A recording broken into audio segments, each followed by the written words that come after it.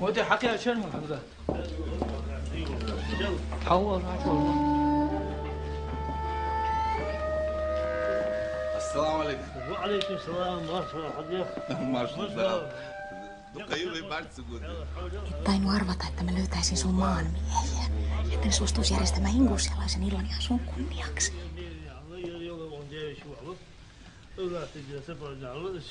Kuule, minun täytyy auttaa yksi ystävä muuttaa kauas pois. Ei, jätä sä mun kesken lähteä. Tää on vasta tervetuliaisnumero. Pääset juttelemaan kaikkien kanssa omalla kielelläsi.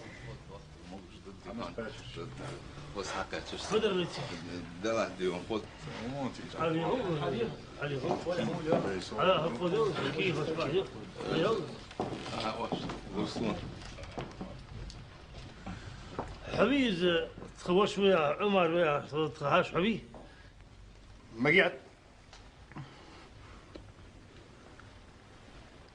يا كسبة تروية بيت يا موتي.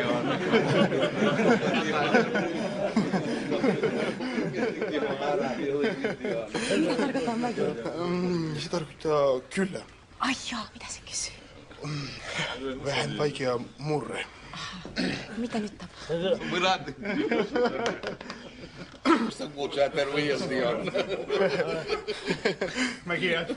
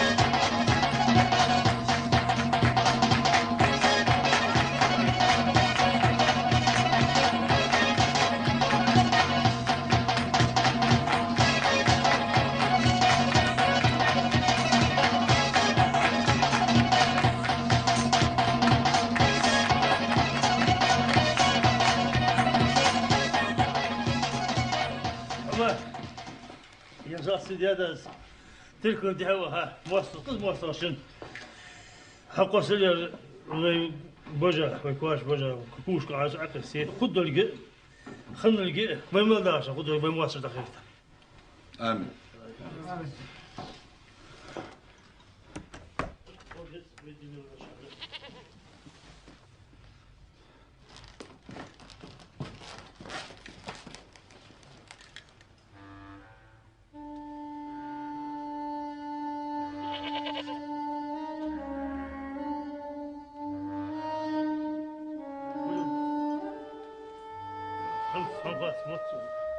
كل الدين صح؟